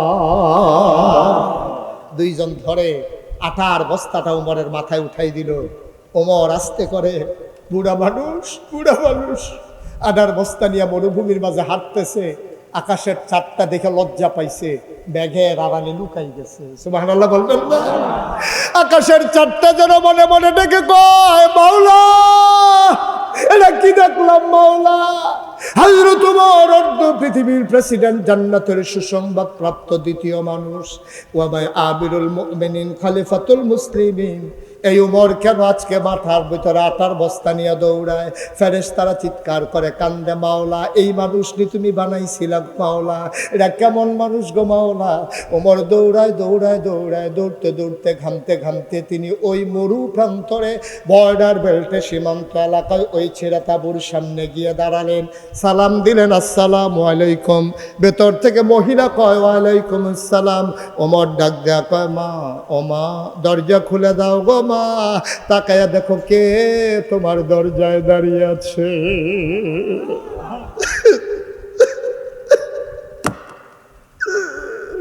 মহিলা মনে করেছে রাস্তার কোনো প্রতীক, নিশ্চয়ই সাহায্যের জন্য, খাবারের জন্য এসে দাঁড়িয়েছে। মহিলাটা কয়, বাবা, কে আমারে মা ডাকে? আমি মা হওয়ার উপযুক্ত না, আমারে মা ডাইকো না। আমার জন্ম দেওয়া 2টা সন্তান, 3 দিন ধরে আমি খাইতে দিতে পারি না, আমি কিসের মা? কিসের মা? আমার মা ডাইকো না, আমি মা হওয়ার উপযুক্ত না, পেটে সন্তান ধরেছি, খাবার দিতে পারি না, তুমি অন্য তাঁবুতে যাও, আরেকদিন আইসো, আমি পারলে তোমারে সাহায্য দেব। ওমর ডাক দেয়া কয়, মা, ও মা, তুমি আমারে চিনো নাই গো মা, আমার কোনো সাহায্য লাগবে না, দয়া করে দরজাটা খুলে দাও। মহিলা দরজা খুলে দিলেন। তাকাইয়া দেখে একটা আধা পাকা আধা কাঁচা দাড়িওয়ালা একটা মানুষ দাঁড়িয়ে আছে, মাথার ভিতরে একটা বস্তা। মহিলা ডাক দেয়া কয়, তুমি কে বাবা? চিনলাম না। কয়, মা, আমারই চিনবা না, এই এলাকাতেই আমার বাড়ি, আমি যাচ্ছিলাম তোমার তাঁবুর কেনার থেকে, 3 দিন ধরে তোমার বাচ্চারা খায় না গো মা, এই জন্য চিন্তা করলাম কিছু খাবার দেওয়া দরকার। আমার কাছে সামান্য কিছু আটা ছিল, খেজুর ছিল, সবজি ছিল। মা, দরজা খুলে দাও, অনুমতি দাও, ভিতরে আসি। মহিলা ডাক দেয়া কয়, ভিতরে আসো। বলে যে, মা, বস্তাটা একটু ধরে নামাও। মহিলারা ধরলেন, বস্তা নামালেন। ওমর ডাক দেখো আম্মা তুমি একটা কাজ করো, তাড়াতাড়ি আটাগুলো কয়টা রুটি বানাও, এই ফাঁকে আমি ফু দিয়া নিবে যাওয়া আগুনটা ধরাই দেই। তুমি রুটি বানাও আর আমি ফু দিয়ে একটা আগুন ধরাই। অর্ধ পৃথিবীর প্রেসিডেন্ট, আমিরুল মুমিনিন, খলিফাতুল মুসলিমিন, নবীর পরে যিনি নবী হবেন, নবী ঘোষণা দিয়েছেন যদি নবী থাকতো, সেই উমর চুলার ভিতরে ফু দিয়ে আগুন ধরায় আর মহিলা আটা গুলতেছে। ইসলাম ইসলাম ইসলাম। আমরাও মুসলমান, তারাও মুসলমান। লজ্জায় সামনে দাঁড়াইতে পারবো আমরা? কিয়ামতের ময়দানে তাদের সামনে লজ্জায় আমরা দাঁড়াইতেও পারবো না। জান্নাতের আশা করবো দূরের কথা, তাদের সামনে লজ্জায় দাঁড়াইতেও পারবো না। হার পালাই যাইতে হবে। এই মানুষগুলা জান্নাত নিয়ে বড় টেনশনে আছে, জবাব নিয়ে বড় টেনশনে আছে, আর আমরা কি রঙ্গের গোড়া দৌড়াইতে আছি। কিয়ামতের ময়দানে হিসাব দেব, এই কথাটা যেন আমরা ভুলেই গেছি, ঠিক কিনা? হযরত ওমর তিনি ফু দিয়ে আগুন ধরাইতেছে, অর্ধ পৃথিবীর প্রেসিডেন্ট, আর মহিলাটা আটা গুলতেছে। আটা গোলা হলো, রুটি বানানো হলো। ওমর ফু দিয়ে নিভে যাওয়া আগুন ধরালেন। তিনি বললেন আম্মা আমার কাছে রুটি গুলে গুলে রুটি বানিয়ে আমার হাতে দাও, আমি তার ভিতরে খোলার ভিতরে সেঁকতেছি। মহিলা রুটি বানাই দেয়, ওমর খোলার ভিতরে দিয়ে দুইটা রুটি সেঁকলেন।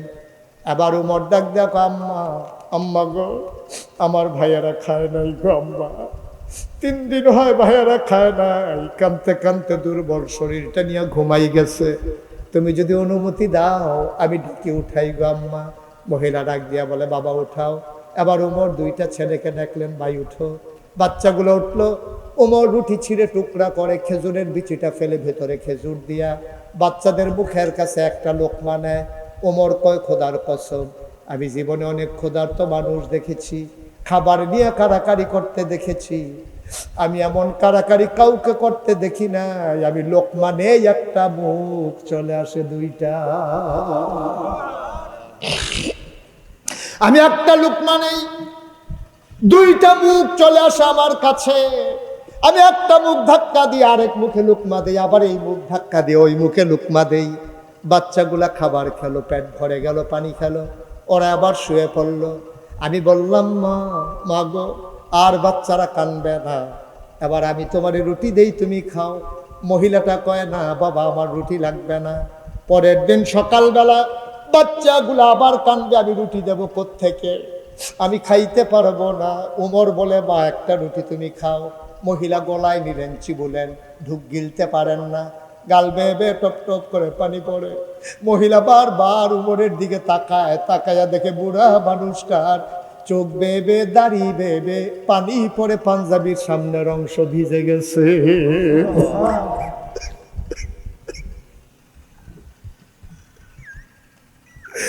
মানুষটার পাঞ্জাবিরা ভেজা, দাঁড়িয়ে বেয়ে বেয়ে টপ টপ করে চোখের পানি পড়ে।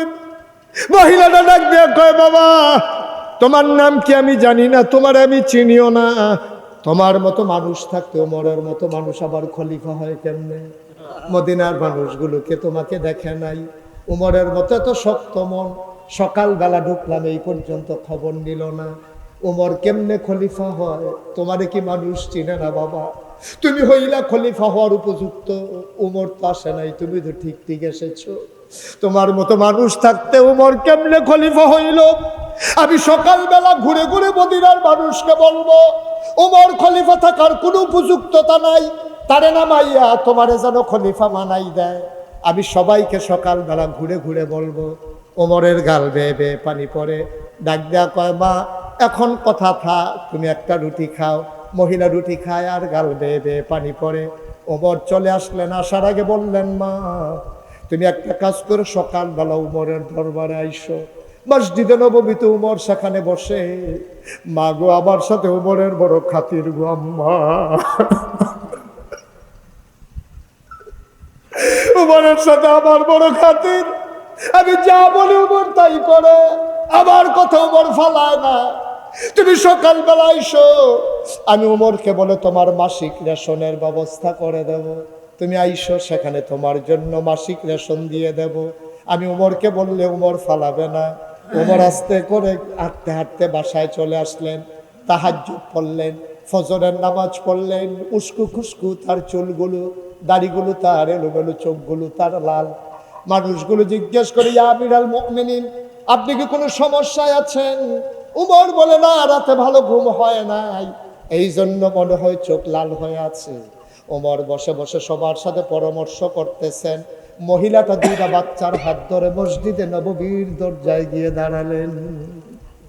একজন মানুষকে জিজ্ঞেস করে, ভাই, ও ভাই, একটা লোক বলছিল এখানে নাকি উমর থাকে, আমাকে দেখা করতে বলছিল। ভাই, ওই যে মসজিদের ভেতরে, আমি নাকি এখানে নাকি উমর বসে। উমর কোনটা? এবার মানুষটা আঙ্গুল দিয়া দেখাই দিল। সবার মাঝে লম্বা মানুষটা যিনি বসে আছেন তিনি উমর। মহিলা তাকাইয়া দেখে যারা আঙ্গুল দিয়া দেখাই দিছে ওই মানুষটার কেউ না, রাতের বেলা যে ফু দিয়া আগুন ধরাইছে।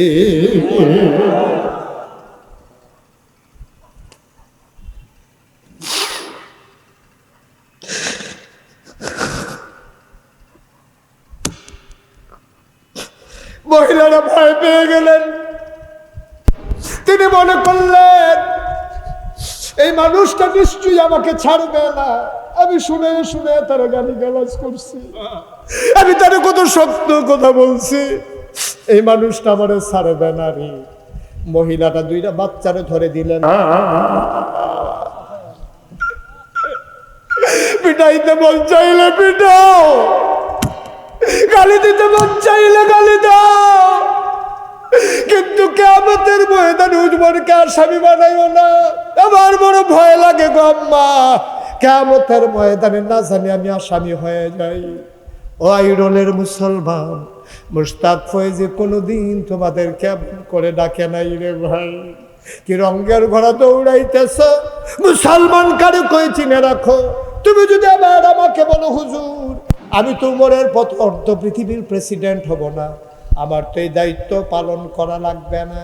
ভাই, তোমারও দায়িত্ব আছে, তুমি খেটে খাওয়া মানুষ। তুমি একটা মুরগি এনেছো, আল্লাহর নবী তুমি গোশত এনেছো রান্না করার জন্যে। তোমার পাশের ঘরের মানুষটা আরো গরিব, তুমি যদি গোশত দিতে না পারো একটু ঝুল বাড়াই দাও, 2 টুকরা আলু দিয়ে দাও। তোমার পাশের তোমার আপন ভাই, সে আরো অসহায়, অ্যাক্সিডেন্ট করে ঘরে পড়ে আছে, 3টা বাচ্চা। তোমার ঘরের রান্নার গন্ধ পাইয়া মায়কে বিরক্ত করে, মা গোশত খাবো, মুরগি খাবো। তুমি পারো না, কিচ্ছু পারো না, তুমিও তো রিক্সাওয়ালা, তুমি গোশত দিতে পারো না, অন্তত 2 টুকরা আলু আর একটু ঝোল বাটি দিয়া তোমার ভাইয়ের বাচ্চাদের জন্য পাঠাই দাও। এটার নাম ইসলাম, এটার নাম ইসলাম। তুমি অর্ধ পৃথিবীর প্রেসিডেন্টের দায়িত্ব পালন করা লাগবে না, তুমি পাশের ভাইয়ের দায়িত্বটা পালন করো। তুমি খবর নাও, এই যুবকেরা যারা মাহফিলের আয়োজন করলো, ও যুবকেরা, শুধু মাহফিল করলে হবে না, বছরে তোমাদেরকে একটা সিদ্ধান্ত নিতে হবে। প্রত্যেক রমজানের সময় তোমরা ইফতারের ব্যবস্থা করবা খেটে খাওয়া মানুষের জন্যে। এই গ্রামে কারা বিধবা মায়ের সন্তান বিবাহ দিতে পারে না, তাদের তালিকা করে বিয়ের ব্যবস্থা করতে হবে। বিনা চিকিৎসায় কারা পড়ে আছে, তাদের তালিকা করে চিকিৎসার ব্যবস্থা করতে হবে। মুসলমানের সন্তানেরা তোমার আমার দায়িত্ব, এটা বেশতে কোনো অনুগ্রহ না। তুমি সুস্থ আছো, তোমার নিয়ামত। অসুস্থ মানুষটার পাশে দাঁড়ানো এইটাই তোমাদের দায়িত্ব, ঠিক কিনা?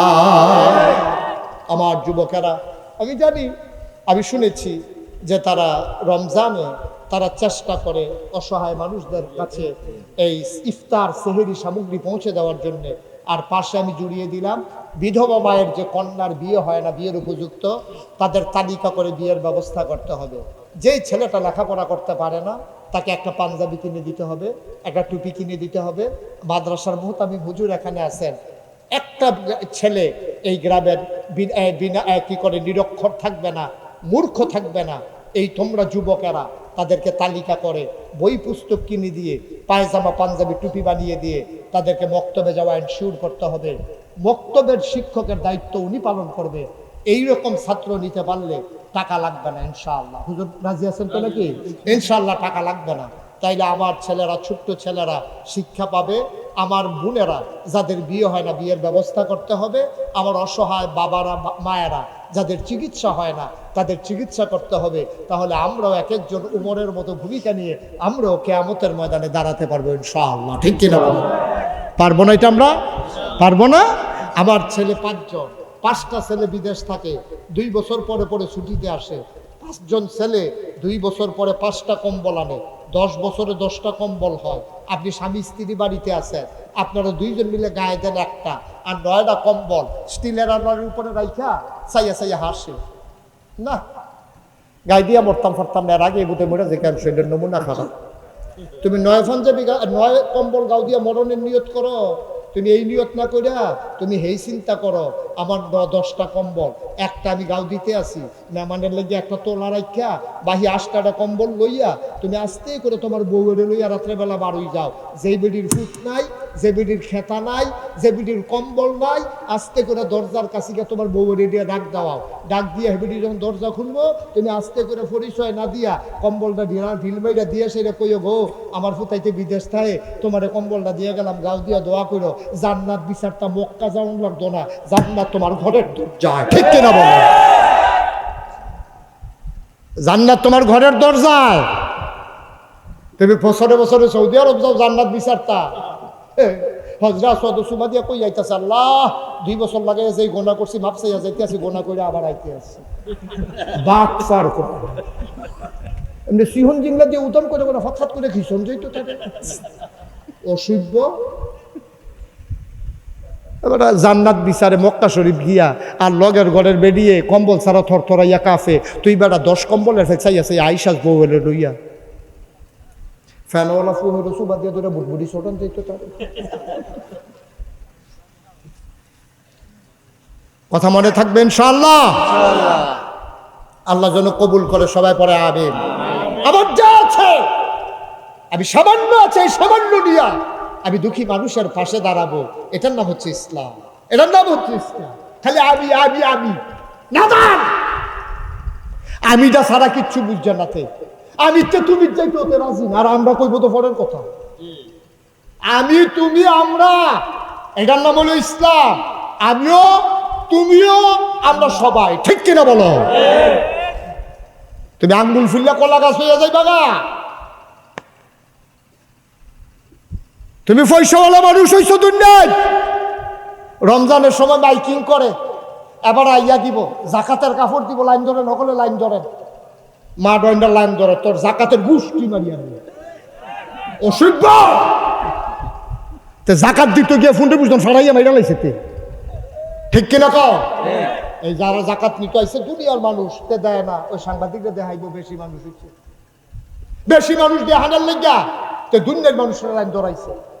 এই জাকাত তোরে কে শিখাইছে? অসভ্য বেয়াদব। এই জাকাত দেওয়া কে শিখাইছে তোমারে? এই জাকাতের সিস্টেম না। জাকাত হলো রাতের বেলা অন্ধকারের ভিতরে তুমি চুপি চুপি নিয়ে দিয়ে আসবা। তুমি যে দিছো সে যেন না জানে, সে যে তুমি যে সেজে পাইছে তুমি যেন না জানো, এইভাবে চুরি করে তুমি জাকাত দিয়ে আসবা। জাকাত কোনো দান না, তো গরিবের তোমার কাছে পাওনা টাকা। ঠিক কিনা কও? জাকাত তোমার কাছে ফানা, এটা কোনো দান না, অনুগ্রহ না, বরং অনুগ্রহ করছে তোমারে, তুমি তার অনুগ্রহ করো নাই। তোমার জাকাত নিয়ে তোমারে গোনার থেকে বাঁচাইছে। ঠিক কিনা কও? তুমি জাকাত না দিলে গোনাগার হইল, হেতে জাকাতরা না নিলে তুমি লইয়া লই হাত লাউন, জাকাত নইনা ফাইলা নাউন, হেতে নিয়া তোমার জাহান্নামতে বাঁচাই দিছে। সুতরাং তুমি তোমার প্রতি কৃতজ্ঞ না, তুমি তার প্রতি কৃতজ্ঞ যে ভাই আমার জাকাতরা নিয়ে আপনি বাঁচাইছেন। ঠিক কিনা কও? জাকাত কোনো দান না, জাকাত হলো গরিবের ধনীর কাছে পাওনা, পাওনা টাকা। যদি ইসলামী রাষ্ট্র হইতো, আমরা দেশে যে জাকাত অনেকে দেয় না, তারে বাইন্দা জেলখানাত নিয়া অ্যাকাউন্টস অফিসার ফাড়াইয়া হিসাব কইরা কয় টাকা জাকাত আইয়ে তারে কটা ফিডা দিয়া তার তা আদায় করলো ইসলামী রাষ্ট্র হইলে। ঠিক কিনা কও? বাচ্চা গেছো ইসলামী রাষ্ট্র নাই দেখা, খাইয়া গেল দুনিয়া, আইসা দুনিয়া খাইতা তামা তামা করে গেল।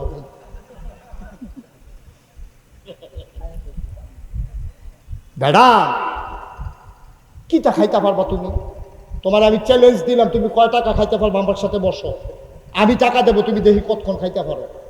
একজন মানুষ আরো বালাখানে খাইলো 2000 টাকার খানা খাইতে পারতো না।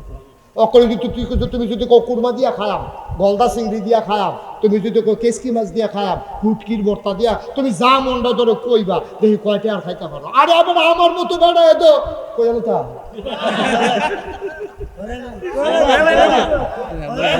মাহফিলও গেছিলাম, মাহফিলও গেছি। এখান দিয়ে শুনছি আমি দেশি গুড়া মাছটা পছন্দ করি। এখান দিয়ে আমার লেগে কই মাছ, শিং মাছ, ট্যাংরা মাছ রুটি দিয়া বানাইয়া দিছে পরে আমি ইচ্ছা মতো খাইছি, পছন্দ হয়েছে। খাইয়াটাই আসারছি পরে ওই যেতে খাওয়াইতে আছে হাতে করতে একটা জিনিস তো বাইরেছি। আমি বললাম খানা শেষ, আমার এখন যদি কেউ ফিডে কামতাম ফারাম খাইতাম ফারতাম না।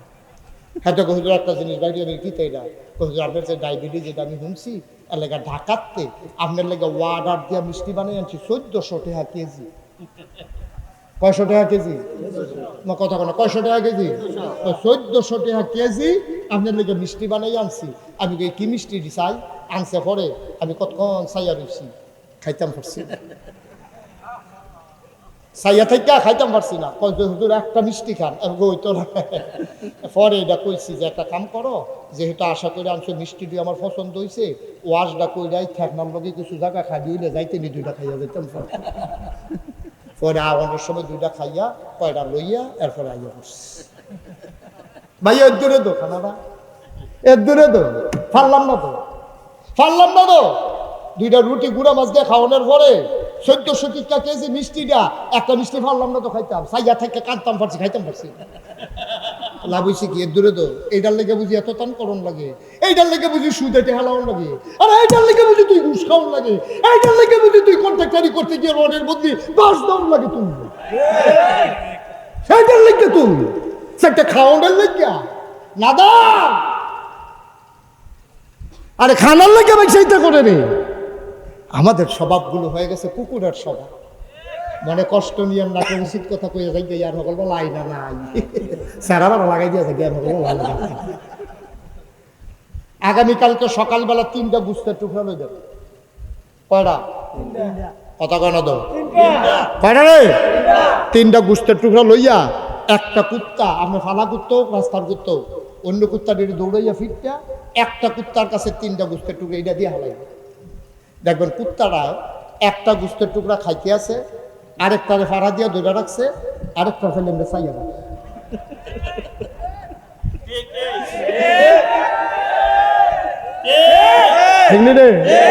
একটা বোতর খাইতে আছে, আরেকটারে ফাড়া দিয়া ধরে রাখছে, আরেকটা ফাই চাইয়া রয়েছে। আমরা খাইতে তুই সেই রকম দুগলা খাইতে আছি, দুগলা লইয়া বইয়া রয়েছে, আরেকটা ফাই চাইয়া আমরা কুত্তার খাইছ তো হয়ে গেছে গামরা, ঠিক কিনা কম? মানুষ এইরকম হইতে পারে না। কষ্ট হইতে আছে, ছাড়া দেওয়া দরকার, পুরা দরকার কয় না। এতক্ষণকে আমি ওয়াজ করিনি, নতুন জায়গা দেখতে হয় না। আহা আহারে ওই কে আসছে সবাই থেকে? আরে মুরব্বী, সুবহানাল্লাহ সুবহানাল্লাহ সুবহানাল্লাহ। আচ্ছা এটা থাক, পরে পরে বলবো। আমিন কর। আমিন। একটা মনের কথা কই, হ্যাঁ কইলে তা এবারে যেমনি খেয়ে রয়েছে কইতাম ফারাম নি কইতাম নি, কথাটা বেশি কিচ্ছু না। আর যদি 32 বছর মুশতাক ফয়েজি মাহফিল করি, এই বছরে এই একাধারে মাহফিল আজকে শেষ আমার এই বছর। ওই যে শুরু করছিলাম সেপ্টেম্বর মাস, আর আজকে এই বছরের একটু শেষ হইয়া কয়েকদিন বিরতি পাইলাম।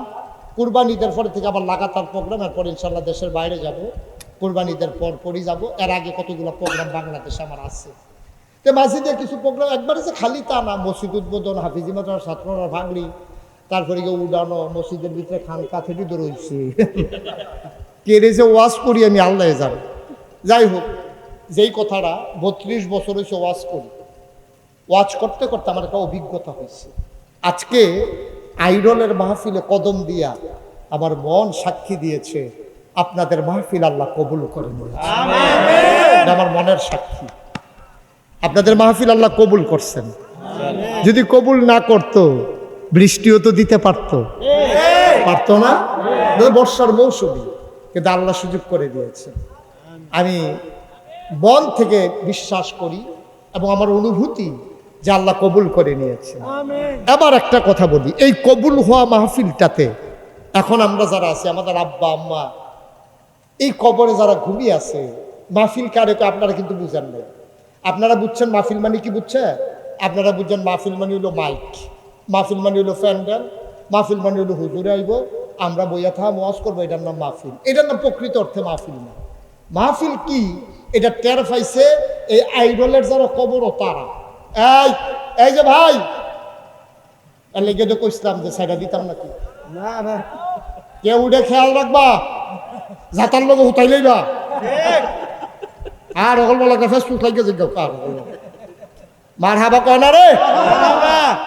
তো যেই কথাটা মাহফিল মানে কি, মাহফিল মানে হচ্ছে এই যারা কবরে আছে আব্বা আম্মা আমরা এই আইডল গ্রামও, তার টের পাইছে মাহফিল কি জিনিস।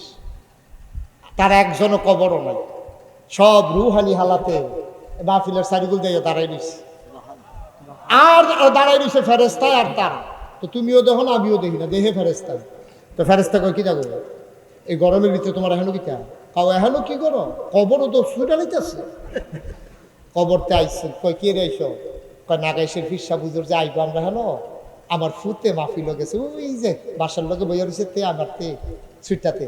কত কয় আমি হুন যাইছি দুনিয়ার থাকতে, বাচ্চা কাচ্চা দোয়া করলে বিলে মা বাপের লেগা কবুল, আমার কবরটা তো দাও দাও আগুন।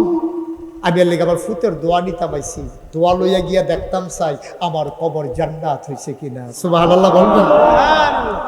তুমি বুঝো নাই, তুমি বুঝো নাই বাবা, মাহফিলের ওজন বুঝছে তোমার আব্বা আম্মায় কবরে। আব্বা যার কবরে, আম্মা যারা কবরে শোয়াইছ, আমারও আব্বা নাই। মানুষগুলো যখন আমার কাছে এসে দোয়া চায়, আমার আব্বার কথা মনে পড়ে যায়। আমি মাঝরাতে অনেক সময় আব্বার কবরটার কেনারে গিয়া বসি, আব্বার লগে আমি গুনগুন করে কথা কই, আব্বা ও আব্বা আপনি আমারে চিনছেন নাকি আব্বা, আমি আপনার মুশতাক ফয়েজি, 11 বছরের রাইখা আপনি ইন্তেকাল করছিলেন। আপনার মুশতাক ফয়েজি এখন অনেক বড় হয়েছে, হাজার হাজার মানুষ কথা শোনার জন্য ময়দানে চলে আসে, রাস্তার দুই পার্শ্বে দাঁড়াইয়া সালাম দিয়ে দাঁড়িয়ে যায়। ও আব্বা কেমনে আপনি কবরে থাকেন, 3 টুকরা কাপড় পেছাই আপনারে শোয়াইছে। আব্বা আপনার কবর জান্নাত হয়েছে নি, আপনার কবরের ভিতরে জান্নাতি খাবার দেয়নি আব্বা। আমি আব্বার লোকে কত কথা কই, আমার আব্বা আমার একটা কথার জবাবও আমারে দেয় না।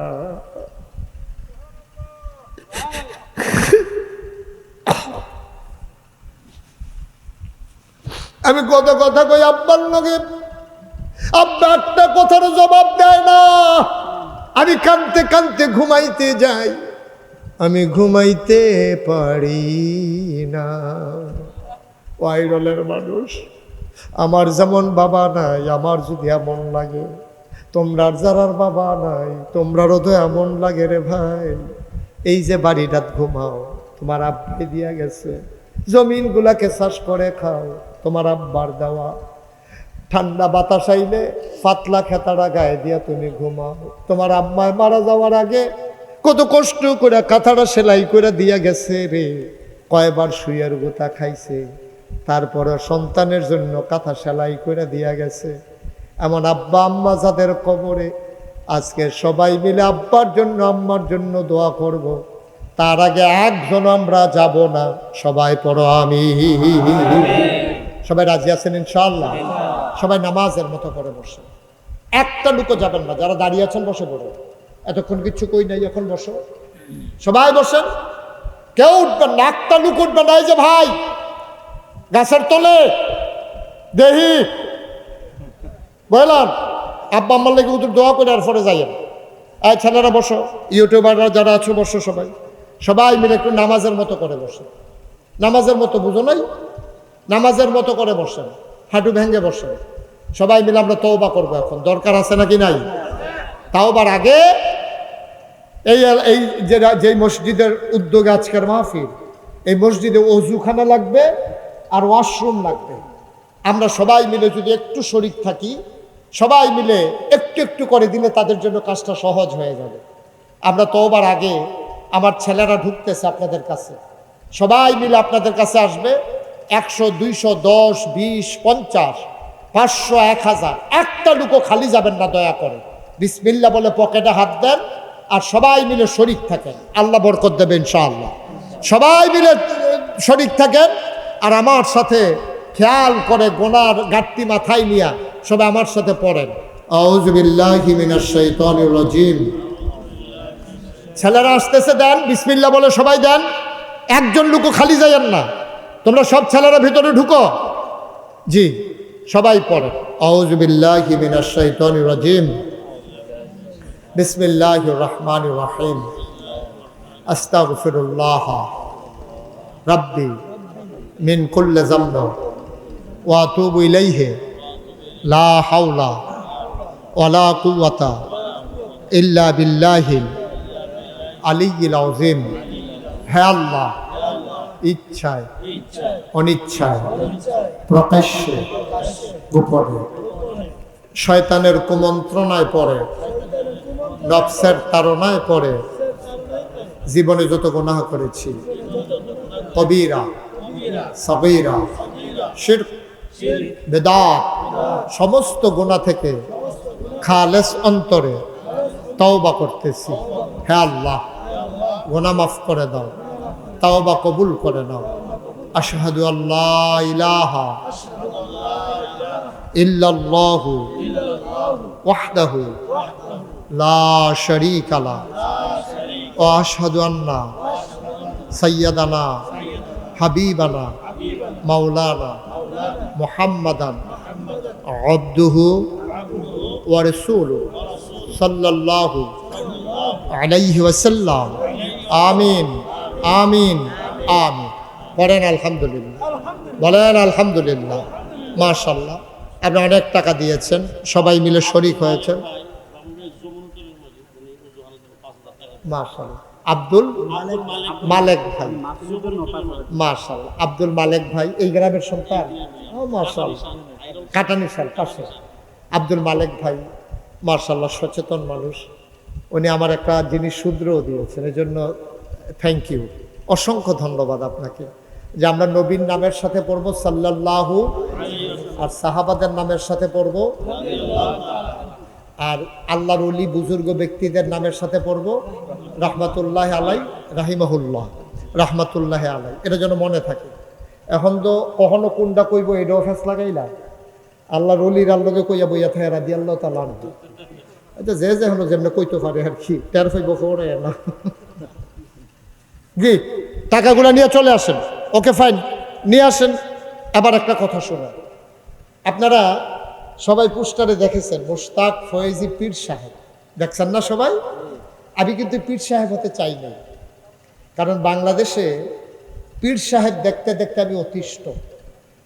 আমি বাংলাদেশে ছোটবেলা থেকে দরবারের লোক হওয়ার কারণে পীর সাহেব দেখছি, তো বাংলাদেশও দেখছি অধিকাংশ পীর সাহেব বইয়া বইয়া খায়, কোনো কাম নাই।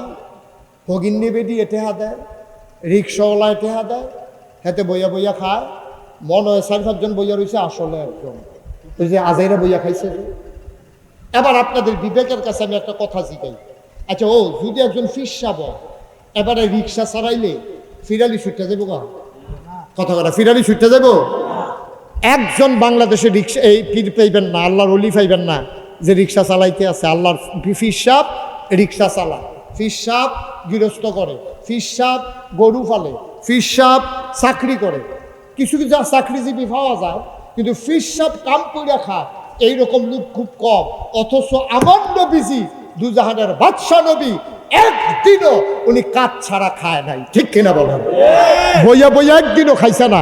উনি যদি কইতো আল্লাহ আমি কইলাম নন্নত টন্নত করতাম পারতাম না, আমি খালি বইয়া বইয়া খায়া, নবীজির জন্য আল্লাহ খানা ফাড়াইল নি। ওই এই বনি ইসরাইলের লগে যদি মান্না সালোয়া ফাড়াইতে পারে, নবীজির লেগে তো কিতা ফাড়াইল এটার নামও আমরা জানি না, ঠিক কিনা কর?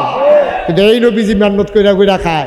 আর আমরা দেশের পীর সাহেব মানে হইলো বইয়া বইয়া খাওয়ার। পীর সাহেব মানে এক এলাকাতে আইব, এবার এই করতে হেই করো, হেই করতে হেই করো, এই করতে হেই করো, এই উঠানতে হেই উঠানো, হেই উঠানো, এই উঠানো, এই ঘুরা ঘুরা কয়দিন 15-20 দিনে কিছু টেহাটুয়া জমাইয়া খাইয়া টাইয়া বাইক দিয়া শেষ হইলে আবার আইয়ে, আবার খাইয়া আবার, ঠিক কিনা কর? অধিকাংশ আল্লাহ মাফ করুক, এটি দেখতে দেখতে আমি অতিষ্ঠ। আমার দাদা, আমার আব্বা যেহেতু আমার দাদার আগে ইন্তেকাল করছে, আমার দাদায় সবাই ডাকাইয়া আমার উফরাইনা দায়িত্ব দিছে, আমার পরে যেহেতু আমার ছেলে ফয়েজ আহমদ, আমার আব্বার নাম, তে যেহেতু নাই, আমারে ফাঁকি দিয়ে চলে গেছে, আমার আদরের মুশতাক ফৈজি সে হবে আমার পরবর্তীতে দরবারের দায়িত্ব পীর সাহেব। আমি হাউমাউ করে কাঁদতে শুরু করলাম। আমি বললাম, দাদা আপনার আরো 3 জন ছেলে আছে, আমার বড় ভাই আছে, সবাই থাকতে আমার উপরে দায়িত্ব কেন? দাদা আমার জড়াইয়া ধইরা কপালে চুমা দিয়া কয়, তুমি ফারবা দেখে তোমার উপরে এই দায়িত্ব। আমি তো এই ফিরসাব বইতাম চাই না, যে ফিরসাব বইয়া বইয়া খায়। দাদায় কয়, আমি তোমার এই ফিরসাব বানাইতামও চাই না। আমি বললাম যে যদি আমার ফিরসাব বানাইতে হয় তাহলে আমার কিছু জমিন দিতে হবে। তো জমিন দিয়ে কি করবা? আমি বললাম, দিনের বার কাজ হবে, এখানে পথহারা মানুষগুলো এসে পথ পেয়ে যাবে, গোমরা মানুষগুলো এসে হেদায়েত প্রাপ্ত হবে, সোনার মানুষ হয়ে বাড়িতে যাবে, আমার কিছু জমিন লাগবে। দাদা গরিব মানুষ ছিলেন, এত ধনী মানুষ ছিলেন না। উনি 9 শতক জায়গা মাত্র আমার দরবারের নামে দিয়েছেন, 9 শতক। এই আমারে দাওয়াত দিতে গেছিল কে গেছিল? ওই কি নাম? জুয়েল সহ আরো কয়েকজন গেছিল আমার দাওয়াত দিতে, তাজুল ইসলাম। তারা দেখতে আইছে আমার দরবার, দাদায় দিয়ে গেছে 9 শতক। আর এখন নাগাইশ দরবার শরীফ 18 একর জায়গার উপরে একটা কমপ্লেক্স। মার হাবা বলবেন না? বুঝছেন না? 1800 শতক দাদাই দিছে। কয় শত? ওহন হয়েছে কয় শত? 18 শত। হুজুরে কি তারে গেল?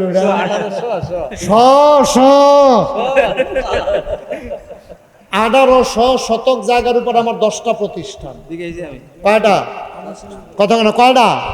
একটা খানকা, একটা দাখিল মাদ্রাসা, একটা নুরানি মাদ্রাসা, একটা হাফিজিয়া মাদ্রাসা, একটা ধাতব্য চিকিৎসালয়, একটা গণপাঠাগার, গবেষণাগার, ছাত্রাবাস, ইয়াতিমখানা, মসজিদ। মারহাবা বলবেন না?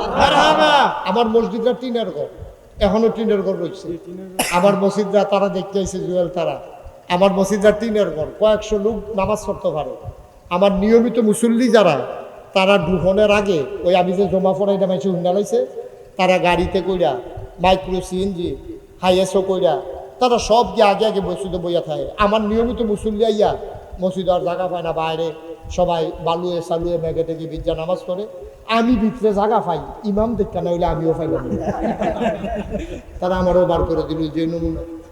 তো ইমাম বাইরে করে দিলে নামাজ পড়বো কেমনি? এলাকা আমি কিন্তু জায়গা পাই যাচ্ছি।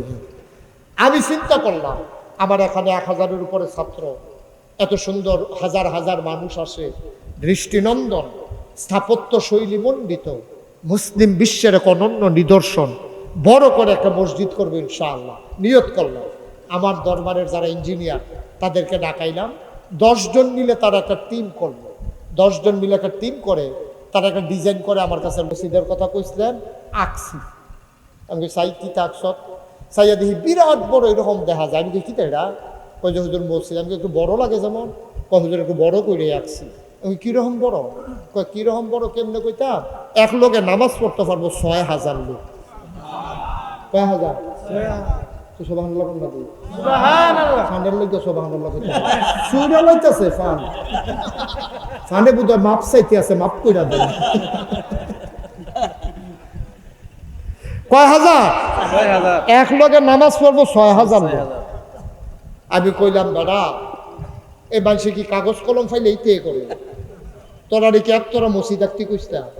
হুজুর বুদ্ধি করে আঁকছি, মাশাল্লাহ লোকজন বাড়তেছে, এটা লাগবে। তাই গাড়ে আঁকতে তো সুবিধে, করণ কেমনে, কিরকম দেয়া খরচ হবে কত?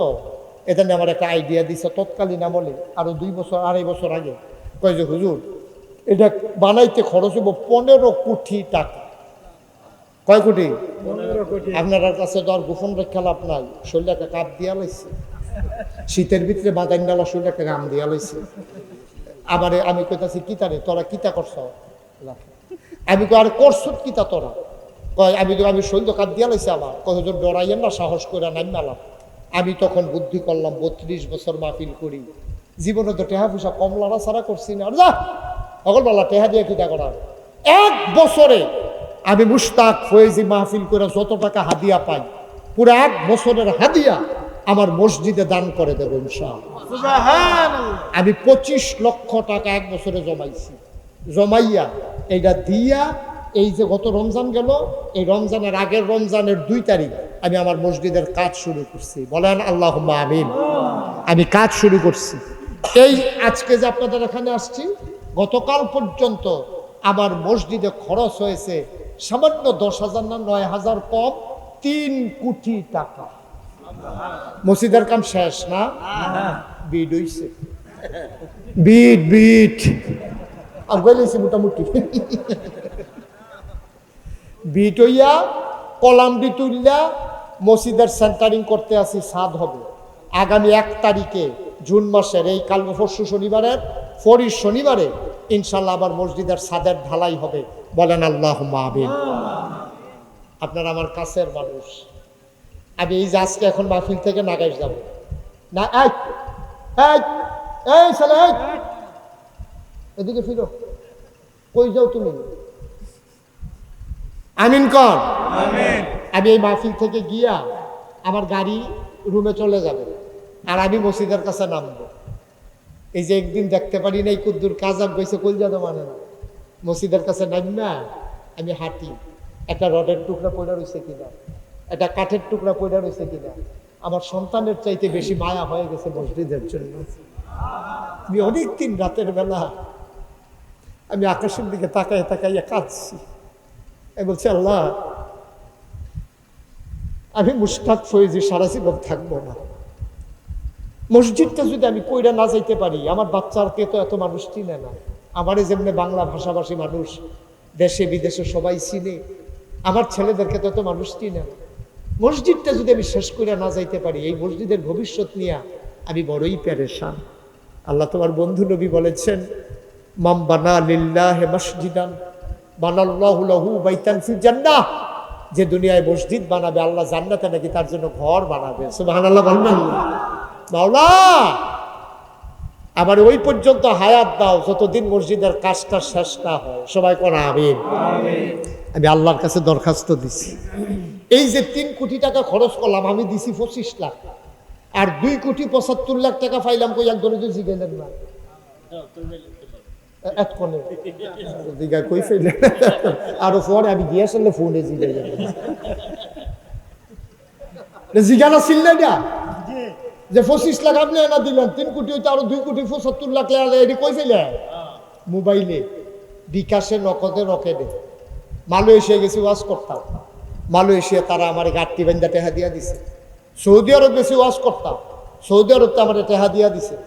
এই রেগুলার টাকা আসতেই আছে, আসতে আছে। এই যে আমি বইয়া রয়েছি, উনি মালিক ভাই খেয়াল করছে, খালি ফোন আইতে আছে, ফোন না তো টেহা ঢুকতে আছে বড় বড় ইয়া, মার হাবা কয় না রে। এই যে আপনারা এখানে আছেন, অনেকের আব্বা নাই আম্মা নাই, ভাইও কিচ্ছু করে যেতাম পারতাম না, জান্নাতে একটা ঘর বানাই যাইতাম পারলে আমার ঘরই বো জান্নাত, আমি কোনো জাহান্নামে গিয়ে উঠতে থাকতাম না। অবশ্যই আল্লাহ আমার জান্নাত ব্যবস্থা করবে। সুতরাং আপনাদের এখানে যারা আছেন, আমার মিনতি, আমি কোনোদিন বাংলাদেশের মানুষের কাছে হাত পাতি নাই, আল্লাহ আমার অনেক দিছে। আমি কোনায় 4টা মাহফিল শুরু করছি, রিক্সা দিয়া গেছি, সিএনজি দিয়া গেছি, বেবি ট্যাক্সি দিয়া গেছি, তারপরে ভাড়া গাড়ি, অহন নিজের গাড়ি, বিমানে তো দেশের বাইরে গিয়ে ওয়াজ করি। আপনাদের মানুষ আমি এমন কোনো আসমানতে রাজি লইছি না, আমি আপনাদেরই মানুষ। আমার এই মসজিদটা আমার একটা স্বপ্ন, আমি প্রতিদিন আপনাদের জন্য দোয়া করতেছি। আমার ভাইয়েরা এখানে যারা আছেন, একটা মানুষ সবাই মিলে আমরা ইচ্ছে করলে একবারে সহজ, এখানে কেউ আছেন যে হুজুর ইনশাআল্লাহ 10,000 টাকা, 20,000 টাকা, এই কোটি কোটি টাকার মসজিদ হুজুর আমি ইনশাআল্লাহ 10,000 দিয়ে দেব, আমি 20,000 টাকা দিয়ে দেব, এইরকম 1,000 টাকা আমি নগদ দেব, এমন যদি পারেন আমি প্রাণ ভরে, আমি চাইও নাই। এই দেখেন সরাইল থেকে আমার এক ভাই আসছে, 2,000 টাকা ওই সরাইল থেকে নিরালাই ওই হুজুরের কাছে দেওয়া গেছে। আমি বলিও না, এই যে মালিক ভাই, আমি কিন্তু চাইছিও না। মালিক ভাই আগে আগে গন্যা লাইছে, মালিক ভাইয়ে পরে নি তাড়াহুড়া করতে গন্ত গিয়ে বলইয়া জিজ্ঞা টাইম লইয়া গন্যা 5,000 দিস। মিস হইতে পারে, আবার যদি হুজুরে কোনের লগে লগে তাড়াহুড়া করতে যায়, যদি 6,000 আইয়া পড়ে মারহাবা কর। আমার মালিক ভাই ভালো মানুষ, ভদ্র মানুষ, উনি 5,000 টাকা আমার মসজিদের জন্য দিয়েছেন। সরাইলের এক ভাই, উনি 2,000 টাকা দিয়েছেন। এখানে যারা আছেন সবার কাছে আমার এটা একটা আবদারও, আল্লাহর ঘর মসজিদে দিবেন, আমারে না। যুবক খাইতো না, এখন দোয়া হয়ে যাবে, পারলে দিবা, না পারলে না, হাঁটাহাঁটির দরকার নাই। আছেন কেউ যে হুজুর ইনশাল্লাহ নগদ 5,000 টাকা দিলাম, 1,000 টাকা দিলাম, ইনশাল্লাহ মাশাল্লাহ 5,000 এখন দেবেন?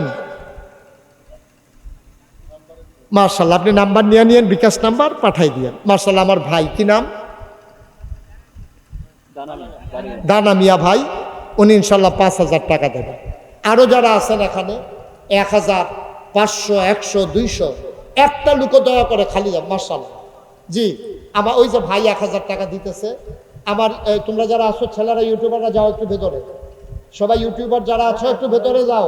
এই খবর আছে না, একটু ভিতরে যাও।